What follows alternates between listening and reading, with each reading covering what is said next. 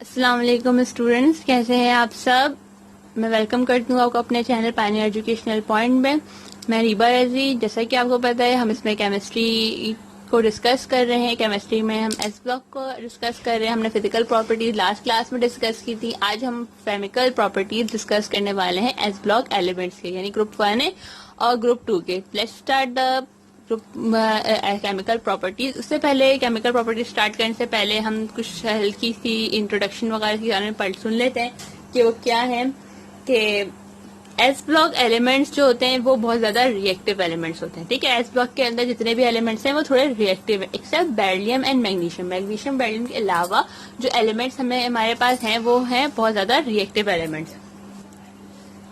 Reactivity increase down each group, ठीक है, जिसकी वजह कर इलेक्ट्रोपॉजिटिव कैरेक्टर जो होता है एलिमेंट का वो भी इंक्रीज हो रहा होता है। मेटल के अंदर मेटल का जो इलेक्ट्रोपॉजिटिव कैरेक्टर है वो भी इंक्रीज हो रहा होता है डाउन द ग्रुप, क्योंकि क्या हो रही है कि रिएक्टिविटी जो है ना डाउन द ग्रुप इंक्रीज हो रही है। मतलब ऊपर से नीचे की तरफ अगर हम आ रहे हैं तो रिएक्टिविटी जो है वो रिएक्टिविटी इंक्रीज हो रही है। सही है। Lithium is the least reactive towards water. Lithium water की अगर वाटर के साथ उसको कंपेरिजन किया जाए, मतलब वाटर के अंदर अगर उसको डिसॉल्व कराया जाए तो उसकी जो रिएक्टिविटी होती है सबसे ज्यादा कम होती है। ये वाटर में को स्लोली डिकम्पोज करता है। अदरवाइज लिथियम ग्रुप ज्यादा रिएक्टिव है as compare to beryllium family. ठीक है, लिथियम ग्रुप जो है वो ज्यादा रिएक्टिव तो है। लिथियम ग्रुप के अंदर जितने भी एलिमेंट्स आए, सोडियम, पोटेशियम, रुबेडियम, सीजियम, ये सारे एलिमेंट्स जो है बहुत और जैसे कि मैंने बताया कि reactivity down the group increase होती है। इसका मतलब ये है कि सीजियम जो है, मतलब ग्रुप 1A का जो सबसे लास्ट एलिमेंट है सीजियम, वो सबसे ज्यादा रिएक्टिव एलिमेंट है एस ब्लॉक का। क्योंकि बेरिलियम फैमिली में बेरिलियम मैग्नीशियम रिएक्टिव इतने ज्यादा रिएक्टिव नहीं है। तो उसके और as compare to group 1A, group 2A इतना ज्यादा रिएक्टिव नहीं है। सही है। और तो अगर रिएक्टिविटी इंक्रीज हो रही होती है डाउन द ग्रुप तो सीजियम का मतलब है सबसे ज्यादा रिएक्टिव एलिमेंट समझा जाता है ग्रुप 1A का। क्लियर हो गई बात। एस ब्लॉक की जो केमिस्ट्री है उसकी टेंडेंसी डिपेंड करती है उसके वैलेंस इलेक्ट्रॉन्स पे, यानी एस वैलेंस इलेक्ट्रॉन को लूज करने पे। क्योंकि हमें पता है कि एस उसके ग्रुप 1A और 2 के जो ब्लॉक है वो एस ब्लॉक है, तो एस ब्लॉक के अंदर एक ग्रुप 1A में लास्ट शेल में एक इलेक्ट्रॉन होता है सब शेल के अंदर, और ग्रुप 2A के अंदर 2 इलेक्ट्रॉन्स होते हैं सब शेल एस सब शेल के अंदर। तो उसकी टेंडेंसी डिपेंड ही करती है कि वो इलेक्ट्रॉन को लूज करे और खुद को स्टेबल करने में। ठीक है, को स्टेबल करने में वो ज्यादा उसकी टेंडेंसी इसी बात पे डिपेंड कर रही होती है कि वो खुद को स्टेबल कर ले, इलेक्ट्रॉन को लूज करके। वो इलेक्ट्रॉन गेन करना नहीं चाहते क्योंकि इलेक्ट्रोपॉजिटिव एलिमेंट है, खुद इलेक्ट्रॉन देके खुद इलेक्ट्रॉन को डोनेट कर देते हैं वो। ये तो कोवेलेंट बॉन्ड फॉर्म जो शेयर कर लेते हैं। Among the most powerful reducing agent and combined directly with most non metal yielding binary ionic salts. ठीक है, मतलब ये कि जो एस ब्लॉक के एलिमेंट्स है ना वो नॉन मेटल्स के साथ डायरेक्टली कंबाइन हो जाते हैं। ठीक है, वो नॉन मेटल के साथ बिल्कुल डायरेक्टली कंबाइन हो जाते हैं और आयनिक सॉल्ट फॉर्म करते हैं। जिस तरह की हो सकती अच्छी एग्जाम्पल हमारे पास NaCl की है ना, क्योंकि सोडियम जो है वो ग्रुप 1A का एलिमेंट है और क्लोरीन जो है वो नॉन मेटल है। ठीक है, हैलोजन है। दोनों को जब रिएक्शन कराया जाता है तो वो बहुत जल्दी रिएक्टिव तो वो बहुत इजीली रिएक्ट कर जाते हैं। सोडियम क्लोराइड की फॉर्मेशन जब हो जाती है तो बहुत इजीली रिएक्ट करते हैं, क्योंकि मेटल एस ब्लॉक जो है मेटल है, सोडियम जो है मेटल है, वो नॉन मेटल के साथ बहुत इजीली रिएक्ट कर जाता है। ठीक है, तो बात समझ में आई। तो हम पहला रिएक्शन डिस्कस करने वाले हैं, reaction of halogen. Let's start the reaction with halogen. जैसे alkali metals combine directly with halogens. जैसे मैंने आपको बताया कि अल्कली मेटल जो है वो नॉन मेटल्स के साथ बहुत इजीली बहुत डायरेक्टली रिएक्ट कर जाते हैं। तो हैलोजन भी नॉन मेटल एलिमेंट्स हैं। ठीक है, हैलोजन जो है ग्रुप 7A के एलिमेंट्स है वो सारे के सारे क्या नॉन मेटल है। तो मेटल्स जो है मतलब वो ग्रुप 1A के जो एलिमेंट्स हैं वो नॉन मेटल्स के साथ इजी रिएक्ट कर जाते हैं। इसके मीन्स के ग्रुप 1A के जितने एलिमेंट्स हैं वो हैलोजन्स के साथ बहुत ज्यादा इजीली रिएक्ट कर जाते हैं। सिर्फ हैलोजन के साथ जितने भी नॉन मेटल्स हमारे पीरियोडिक टेबल के अंदर हमारे पास पाए जाते हैं, सारे नॉन मेटल्स के साथ वो डायरेक्टली कंबाइंड होते हैं। ठीक है, ग्रुप 1A के जो एलिमेंट्स हैं यानी अल्कली मेटल्स जो हैं वो हेलोजेंस के साथ डायरेक्टली कंबाइन हो जाते हैं और हैलाइड फॉर्म कर देते हैं। क्या फॉर्म करते हैं? हैलाइड्स बनाते हैं। ग्रुप 1A के एलिमेंट्स जो डायरेक्टली रिएक्शन करने के बाद क्या बनाते हैं? हैलाइड्स बना देते हैं।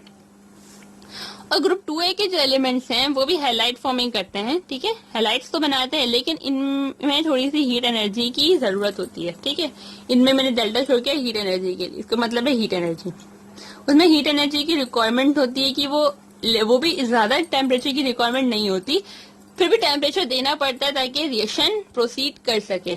1A के एलिमेंट्स में रिएक्शन के लिए कोई हीट देने की कोई जरूरत नहीं, कोई एनर्जी प्रोवाइड करने की जरूरत नहीं, वो डायरेक्टली रिएक्शन करते हैं, डायरेक्टली कंबाइन जाते हैं नॉन मेटल के साथ यानी हैलोजन के साथ। और 2A के एलिमेंट्स हैं उन्हें थोड़ी सी हीट की नीड होती है, थोड़ी एनर्जी की नीड होती है, जिसकी वजह से वो हैलाइड फॉर्म करते हैं।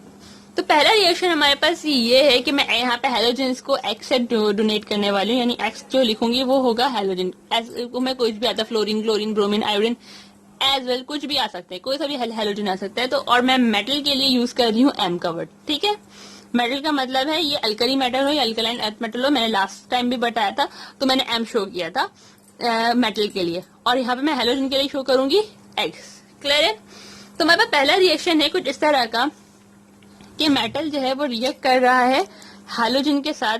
तो X2 लिख रही हूँ कि हैलोजन डायटोमिक स्टेट में फॉर्म करते हैं, मोनोटोमिक स्टेट में नहीं मिलते। और मैं यहाँ पे दो कलर्स बस दे ताकि आपको इक्वेशन समझने में ज्यादा इजी रहेगा। कि इक्वेशन को समझने के लिए अक्सर स्टूडेंट में ये प्रॉब्लम रहती है कि हम इक्वेशन अगर सॉल्व कर रहे हैं तो हम किस तरह से सॉल्व करें, क्या करें इक्वेशन सॉल्व करने के लिए, कि हमें समझ नहीं आ रही होती कि है हम कौन सी चीज का किस तरह। जब इक्वेशन की आप प्रैक्टिस करें ना तो उसको अलग अलग कलर के पेन से शो करें, कि अगर किसी एक एलिमेंट को इस कलर से शो करें, दूसरे एलिमेंट को दूसरे कलर के पेन से शो करें, ताकि जब आप उसकी प्रैक्टिस करेंगे तो आपको इजी समझ में आ रहा होगा कि हमने रिएक्शन में असल में किया क्या, कौन सी चीज कहाँ पे कंबाइन हुई, कौन सा रिएक्शन किस तरह से हुआ है। मेटल के लिए मैंने एम का वर्ड यूज किया है और हेलोजन हमारे पास मैंने बताया कि डायटोमिक स्टेट में होता है, इसमें मैंने X2 लिखा है। तो दो मेटल्स की कॉम्बिनेशन और यहाँ पर आ जाएगा हमारा X, सही है। और इक्वेशन को हम बैलेंस कर लेते हैं तो यहाँ पर 2 ले देते हैं। क्लियर हुई बात कि हमारे पास मेटल की जो है दो मॉलिक्यूल्स की नीड होगी तो हेलोजन के साथ कंबाइन होकर वो बना लेगा। इसकी जनरल सिंपल से एग्जांपल हम बहुत ही कॉमन से एग्जांपल अगर मैं मेटल के लिए अगर मैं सोडियम लिख रही हूँ, ठीक है, हेलोजन के लिए मैं लिखूंगी Cl2, रिएक्शन कराऊंगी तो बनेगा Na और Cl, NaCl, और यहाँ पे ट्वाइस लिख देंगे क्योंकि दो मॉलिक्यूल्स फॉर्म होंगे। क्लियर हुई कि ये जो है हेलोजन है, क्लोरीन जो है वो हेलोजन है, सोडियम जो है वो एक मेटल है, ग्रुप 1A का एलिमेंट, ग्रुप 1A का एलिमेंट है, हेलोजन मेटल है। और फॉर्मेशन में मैं क्या बता रहा है सॉल्ट फॉर्म किया, मैंने बताया कि वो आयनिक सॉल्ट फॉर्म करते हैं और sodium chloride is an ionic salt. Sodium electron donate करता है और क्लोरीन इसको एक्सेप्ट करता है, आयनिक सॉल्ट फॉर्म कर लेता है, कॉमन सॉल्ट है, रॉक सॉल्ट जिसको हम नॉर्मली कह रहे होते हैं। क्लियर है? बात समझ आई? ये तो बात हुई ग्रुप 1A की। ग्रुप 2A के एलिमेंट्स के साथ भी सेम रिएक्शन होता है। ग्रुप 2A के लिए मैं यूज करूंगी M डैश का वर्ड, ठीक है। ग्रुप 2A के लिए M डैश और ग्रुप 1A के लिए मैं M लिख रही हूँ मेटल के लिए। सेम रिएक्शन ऐसा ही होता है ग्रुप 2A में भी, 2A की बात कर रहे हैं हम, प्लस X2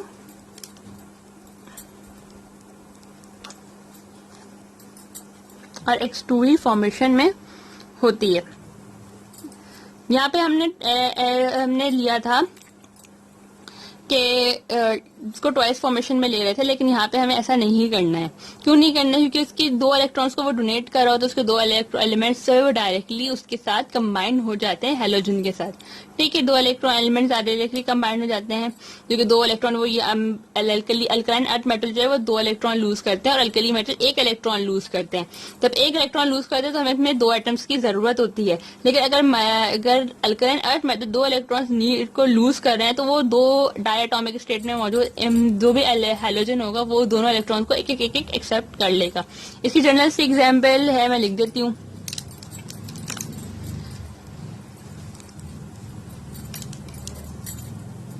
फ्लोरीन के साथ हमने रिएक्शन कराया और मैग्नीशियम।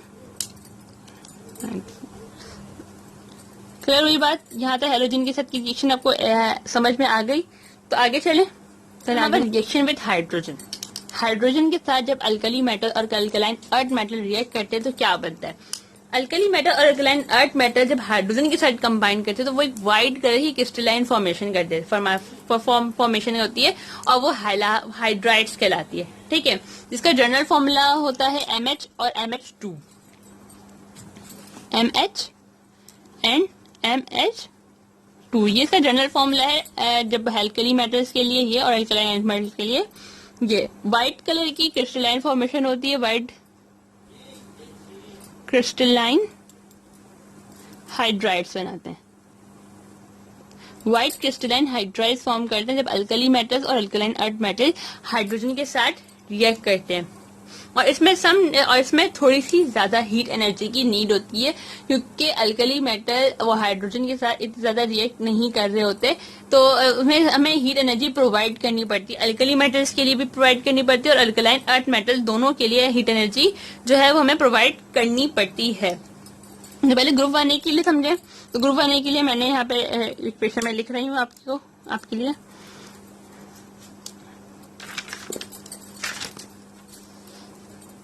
H2 हाइड्रोजन के लिए और 2MNH, और हीट एनर्जी के लिए मैं लिख दे रही हूँ डेल्टा। जनरल फॉर्मेशन है, जनरल इक्वेशन मैंने लिखी है। अगर मैं इसका रिएक्शन करा दूं लिथियम हाइड्राइड अगर मैं बना रही हूँ तो लिथियम हाइड्राइड के इक्वेशन में आपके पास लिखती हूँ 2 लिथियम होगा और hydrogen in a diatomic state. हमें टेम्परेचर की नीड है इसमें 600 degree centigrade, is a very high temperature, मतलब हाई टेम्परेचर की नीड होती है रिएक्शन को प्रोसीड कराने के लिए। 2 लिथियम एंड हाइड्रोजन, ये था ग्रुप 1A। ग्रुप 2A के लिए भी सेम ऐसी इक्वेशन होगी। ग्रुप 2A के एलिमेंट्स को हमने M' से शो करना है, M' प्लस H2, सॉरी मैंने ब्रैकेट लिखना था। इसमें भी हमें हीट एनर्जी की रिक्वायरमेंट है, M' और H2। सिंपल इक्वेशन बन जाती है। जिस तरह से हमने हाइड्रोजन का रिएक्शन कराया था ना, वैसे ही रिएक्शन हाइड्रोजन के साथ भी होता है, लेकिन इसमें हमें रिएक्शन के लिए हमें हीट एनर्जी चाहिए होती है, हाइड्रोजन के साथ रिएक्शन के लिए हीट एनर्जी नहीं चाहिए होती। और अगर मैं जनरल फॉर्मूला लिखूं तो मैं कैल्शियम का रिएक्शन करा के कैल्शियम हाइड्राइड बना रही हूँ, कैल्शियम H2, और इसमें टेम्परेचर हमें 200 डिग्री सेंटीग्रेड रिक्वायर है। मैंने यहाँ पे इक्वेशन उल्टी लिख दिया, सॉरी, Ca और H2। समझ में आई बात? बहुत सिंपल सी इक्वेशन है, इतनी ज्यादा समझने वाली चीज नहीं है, बहुत सादा सी इक्वेशन है, हम लोग जनरली आप लोग कर सकते हैं। अगले रिएक्शन है हमारे पास reaction with nitrogen. Reaction nitrogen के साथ जब रिएक्शन प्रोसीड होता है ना, तो अल्कली मेटल नाइट्राइड्स बनाते हैं। अल्कली मेटल और अल्कलाइन अर्थ मेटल दोनों जो है वो नाइट्राइड्स बनाते हैं। तो वो स्टार्ट रिएक्शन विद नाइट्राइड्स, मैंने इक्वेशन पहले से लिख ली है ताकि टाइम सेव हो जाए ना, क्योंकि इक्वेशन सारी एक जैसी हैं, बहुत सारा सिंपल सी हैं। Nitrides reaction with nitride, nitrogen जब होता है तो अल्कली और अल्कलाइन मेटल जो है वो नाइट्राइड्स बनाते हैं। ठीक है, नाइट्राइड्स फॉर्मेशन करते हैं, जैसा नाइट्राइड्स, ये नाइट्राइड्स हैं। ग्रुप 1 में वही मेटल्स हमें रिक्वायर है, नाइट्रोजन से रिक्वायरमेंट है, तो हमें पास नाइट्राइड फॉर्मेशन हो जाएगी। लिथियम की मैंने एक तो मैंने जनरल इक्वेशन लिखी है, दूसरी मैंने एक लिथियम के साथ का एक रिएक्शन लिख दिया है। अब ग्रुप 2A की बात करें तो ग्रुप 2A में भी वो नाइट्राइड फॉर्म करते हैं एक्सेप्ट बेरिलियम। ठीक है, एक्सेप्ट बेरिलियम, नाइट्रोजन बेरिलियम का रिएक्शन नहीं होता। ठीक है, एक्सेप्ट बेरिलियम, नाइट्राइड नहीं बनते बेरिलियम के साथ। कैल्शियम की रिएक्शन भी मैंने लिख दी है, कैल्शियम के एटम है और हमने ये नाइट्रोजन के साथ उसका रिएक्शन कराया। नाइट्रोजन की रिएक्शन बहुत ज्यादा सिंपल से, ज्यादा समझने वाली बात नहीं थी। क्लियर है? केमिकल प्रॉपर्टी है रिएक्शन विद ऑक्सीजन। ऑक्सीजन के साथ रिएक्शन जब होता है तो क्या होता है, अल्कली मेटल्स और अल्कली अर्थ मेटल जो है, जिस तरह से हाइड्रोजन के साथ डायरेक्टली कंबाइंड हो रहे थे, उसी तरह ऑक्सीजन के साथ भी डायरेक्टली कंबाइंड हो जाते हैं, डायरेक्टली रिएक्ट कर लेते हैं। लेकिन उसमें वेराइटी ऑफ कंपाउंड फॉर्म करते हैं, मतलब कि नॉर्मल ऑक्साइड भी फॉर्मेशन होती है, पर ऑक्साइड भी फॉर्म होता है और सुपर ऑक्साइड्स भी ये अल्कली मेटल और अल्कलाइन अर्थ मेटल्स फॉर्म कर रहे होते हैं ऑक्सीजन के अंदर। ठीक है, और इन सबकी ना डिफरेंट कंडीशंस होती हैं, मेटल्स की अपनी डिफरेंट कंडीशंस होती हैं कि किस मेटल के साथ वो कौन सा ऑक्साइड फॉर्म करेगा, नॉर्मल बनाएगा, पर ऑक्साइड बनाएगा या सब सुपर ऑक्साइड बनाएगा। तो इन सब चीजों की अपनी अपनी डिफरेंट कंडीशन होती है। आपको सब पता होनी चाहिए, सब ऑक्साइड्स नहीं बनते, सिर्फ 3 तरह के ऑक्साइड बनते हैं। जैसे ऑक्साइड्स की 4 फॉर्मेशन है ना, लेकिन हमारे ऑक्सीजन के रिएक्शन में सिर्फ 3 तरह के ऑक्साइड फॉर्म होते हैं, नॉर्मल, सुपर और पर ऑक्साइड। सब ऑक्साइड फॉर्म नहीं होता। सबकी ऑक्सीडेशन स्टेट आपको पता है कि नॉर्मल की होती है -2, ठीक है। नॉर्मल ऑक्साइड है तो क्या ऑक्सीडेशन होती है -2, ठीक है। पर ऑक्साइड की बात करें तो उसकी होती है -1, सुपर की होती है -12 और सब की होती है -4, ठीक है। सब ऑक्साइड फॉर्मेशन नहीं होती, सिर्फ ये 3 की होती है। मैं इक्वेशन लिख रही हूँ, वो भी समझा देती हूँ। मैंने यहाँ पे इक्वेशन लिख ली है पहले से, ठीक है। ग्रुप 1 में की बात करें, पहली इक्वेशन में लिखी है लिथियम के साथ, लिथियम ऑक्साइड फॉर्म हो रहा है। तो लिथियम का रिएक्शन करा रहे हैं हम ऑक्सीजन के एटम के साथ। तो ये लिथियम की जब रिएक्शन हो रही है, लिथियम ऑक्साइड फॉर्मेशन हो रही है। और ये ऑक्साइड जो बन रही है वो नॉर्मल ऑक्साइड है। ये नॉर्मल ऑक्साइड है। किस तरह नॉर्मल ऑक्साइड है कि यहाँ पे ऑक्सीजन की जो स्टेट है वो -2 है, ठीक है। एक ऑक्सीजन की स्टेट जो है यहाँ पे -2 है, क्योंकि लिथियम जो है हमारे पास +2 स्टेट में है। +2 स्टेट में इसलिए कि लिथियम ने इलेक्ट्रॉन जो है 4 लिथियम है, 4 लिथियम ने 4 इलेक्ट्रॉन जो है वो लूज कर दिए हैं। और यहाँ पे जो ऑक्सीजन की जो -2 का है कि ऑक्सीजन ने इस इलेक्ट्रॉन्स को एक्सेप्ट कर लिया है। एक ऑक्सीजन ने 2 इलेक्ट्रॉन एक्सेप्ट किए, मतलब दो ऑक्सीजन ने 4 इलेक्ट्रॉन एक्सेप्ट किए। मैंने यहाँ पे -2 लिखा है, जनरली एक इक्वेशन इसके लिए लिखा है। तो ये बन गया नॉर्मल ऑक्साइड। सेकंड इक्वेशन पे आते हैं तो हमारे पास है सोडियम। सोडियम ने ऑक्सीजन के साथ रिएक्शन किया। ऑक्सीजन के साथ रिएक्शन करने के बाद उसने जो है पैरोक्साइड बनाया। पैरोक्साइड किस तरह से बनाया, यहाँ पे ऑक्सीजन की स्टेट है -2 और सोडियम है +2 स्टेट में। मतलब एक सोडियम ने दो सोडियम का रिएक्शन हुआ था 2 ऑक्सीजन के साथ। तो एक सोडियम ने एक ऑक्सीजन लूज किया जो कि ऑक्सीजन ने एक्सेप्ट किया, और एक ऑक्सीजन 2 ऑक्सीजन थे तो दोनों ने एक इलेक्ट्रॉन ही एक्सेप्ट किया। यहाँ पे -2 लिखने का मतलब है कि यहाँ पे 2 ऑक्सीजन है, दोनों ऑक्सीजन ने एक इलेक्ट्रॉन जो है वो गेन किए हैं। इसका मीन कि ये सुपर ऑक्साइड की स्टेट में गया है। थर्ड नंबर पे आते हैं तो रुबेडियम, सीजन और पोटेशियम, रुबेडियम और सीजियम जो है ये तीनों के तीनों सुपर ऑक्साइड बनाते हैं, ठीक है। सुपर ऑक्साइड क्यों बनाते हैं, यहाँ पे इक्वेशन में बता देती हूँ कि सुपर ऑक्साइड इसलिए बनाते हैं कि यहाँ पे एक ही पोटेशियम जो है वो 2 ऑक्सीजन के साथ रिएक्ट करता है। एक पोटेशियम होता है और वो दोनों ऑक्सीजन के साथ रिएक्ट करता है, तो दोनों ऑक्सीजन जो है वो हाफ ऑफ इलेक्ट्रॉन्स को तो शेयर नहीं, मतलब यहाँ पे हम ये दोनों के ऊपर -1 का साइन आ रहा होगा। तो ऑक्सीजन, ये मतलब नहीं है कि एक इलेक्ट्रॉन है तो वो दोनों आधा आधा करके उसमें चला गया, नहीं, वो शेयर हो रहा होता है। शेयर किस तरह होता है कि समटाइम्स वो इधर रहता है, समटाइम्स वो दूसरा ऑक्सीजन के पास रहता है। इस वजह से दोनों के ऊपर जो है साइन आ जाता है। ये 2 है तो उसमें तब हाफ ऑफ के इलेक्ट्रॉन जो है वो चार्जिंग में जो शेयर हो जाते हैं। क्लियर हुई बात। और सेकेंड, अगर मैं अब बात करते हैं ग्रुप 2A के एलिमेंट्स की।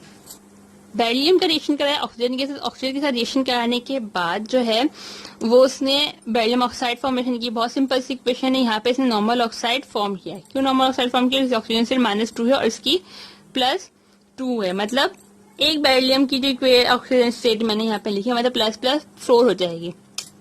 2 इलेक्ट्रॉन्स थे यहाँ के और इसने 2 इलेक्ट्रॉन्स के साथ इसने 2 इलेक्ट्रॉन्स को 2 इलेक्ट्रॉन के 4 इलेक्ट्रॉन यहाँ पे थे, उनने उस चारों इलेक्ट्रॉन को हमारे ऑक्सीजन ने क्या किया, एक्सेप्ट कर लिया और बना दिया बेरिलियम ऑक्साइड। मतलब एक ऑक्सीजन के ऊपर -2 का साइन है, यहाँ पे 2 ऑक्सीजन मौजूद है, यहाँ पे 2 लिखा हुआ है। क्लियर हो गई बात।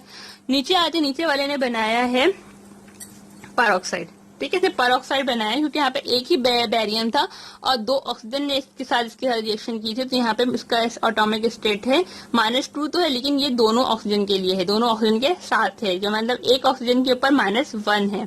क्लियर हुई बात। हमारा रिएक्शन ऑफ ऑक्सीजन भी कंप्लीट हुआ, बस एक लास्ट रहता है reaction of water. Let's start the reaction of water. Alkali metals जो है वो वाटर के साथ बहुत इजीली रिएक्ट कर जाते हैं, ठीक है, बहुत ज्यादा इजी रिएक्ट कर जाते हैं। लिथियम में थोड़ा सा टाइम लगता है कि वाटर को डिकम्पोज करने में, वो थोड़ा टाइम लेता है, एटलीस्ट वो 25 डिग्री सेंटीग्रेड तक जाके वाटर में डिकम्पोज हो जाता है। लेकिन अल्कली मेटल्स के जो बाकी एलिमेंट्स है वो वाटर के अंदर बहुत इजी डिसॉल्व हो जाता है, बहुत जल्दी डिसॉल्व हो जाते हैं। While 2A elements are not decomposing so easy, मतलब वो इजिली रिएक्ट नहीं करते, वो बहुत ज्यादा स्लो रिएक्शन करते हैं। मतलब as compare to group 1A, group 1A से अगर हम कंपैरिजन करा रहे हैं तो ग्रुप 1A की कंपैरिजन के मुकाबले में ग्रुप 2A जो बहुत ज्यादा स्लो रिएक्शन करते हैं, और जब वो वाटर के साथ रिएक्ट कर जाता है तो वो हाइड्रो ऑक्साइड्स बनाते हैं। मतलब ग्रुप 1A भी हाइड्रो ऑक्साइड्स बनाते हैं, ग्रुप 2A भी हाइड्रो ऑक्साइड्स ही बनाते हैं। इक्वेशन देख लें कि हाइड्रो ऑक्साइड किस तरह से फॉर्म कर रहे हैं। वो इक्वेशन है ग्रुप 1A की बात करें, सोडियम का रिएक्शन कराया मैंने वाटर के साथ। वाटर के मैंने यहाँ पे थोड़ा सा फॉर्मूले को थोड़ा सा खोल के लिखा है, वैसे ये H2O ही है, यानी 2 H है, ये 2 को अगर हम स्किप करते हैं तो ये H है और ये OH है, मतलब 2H2O खोल के लिखे ताकि इक्वेशन हमें इजीली समझ में आए। सोडियम जब रिएक्ट करता है हाइड्रोजन वाटर के साथ, तो मतलब ये होता है कि सोडियम, मैंने बताया कि वो हाइड्रो ऑक्साइड फॉर्म करते हैं। क्या फॉर्म करते हैं? Hydro oxides. हाइड्रोक्साइड बनाते हैं, यहाँ पे सोडियम हाइड्रोक्साइड बनेगी जिसका स्ट्रॉन्ग बेस। स्ट्रॉन्ग बेस बने में सोडियम रिएक्ट करेगा इस हाइड्रो ऑक्साइड मतलब ऑक्सिल कंपाउंड के साथ, हाइड्रोक्सिल कंपाउंड के साथ, तो बनाएगा क्या? सोडियम हाइड्रोक्साइड, और हमारा H2O जो है वो ऐसा गैस यहाँ से निकल जाएगा। सिंपल है ये। एक मैग्नीशियम हाइड्रोक्साइड बन रहा होता है, तो मैग्नीशियम जो रिएक्ट कर रहा है, मैंने वाटर के साथ रिएक्ट कराया, मतलब वाटर यहाँ पे आ जाएगा 2H और H। सिंपली रिएक्शन हुई, मतलब मैग्नीशियम ने किसके साथ किया? इस हाइड्रोक्साइड के साथ रिएक्ट किया, मतलब दिया मैग्नीशियम हाइड्रोक्साइड, और हाइड्रोजन जो एज अ गैस यहाँ से निकल जाएगा स्टेशन। और इस स्टेशन को कराते वक्त, मतलब मैग्नीशियम जब हम वाटर के अंदर डिजोल्व कराएंगे, तो मतलब टिल बॉय, मतलब इसमें मैंने बताया कि उसको हमें एनर्जी प्रोवाइड करनी पड़ेगी, क्योंकि ग्रुप 2A के जो एलिमेंट्स होते हैं वो वाटर के साथ बहुत ज्यादा स्लोली डिकम्पोज होते हैं, वो जल्दी रिएक्शन नहीं करते। तो मतलब हमने उसे क्या किया? बॉइल किया है, हमने उसे बॉइल किया है ताकि वो हाइड्रोक्साइड फॉर्मेशन कर सके। आज की बात आपको समझ में आई, होप सो कि आपको हमारे ये एस ब्लॉक की जितनी भी डिस्क्रिप्शन थी वो सब समझ में आया होगा। आई होप ने मेरी वीडियो को एंजॉय किया। मतलब केमिस्ट्री थोड़ी सी बोरिंग हो जाती है, लेकिन काम जो है वो हो जाता है। तो आप आज तक के लिए इतना ही। नेक्स्ट टाइम हम नेक्स्ट टॉपिक के साथ हम इनके शामिल होंगे। तो जब तक के लिए आप मेरी वीडियो को लाइक जरूर कीजिएगा, अपने फ्रेंड्स के साथ शेयर भी कीजिएगा, और मेरे चैनल को सब्सक्राइब करना बिल्कुल भी मत भूलिएगा। ठीक है, अल्लाह हाफिज।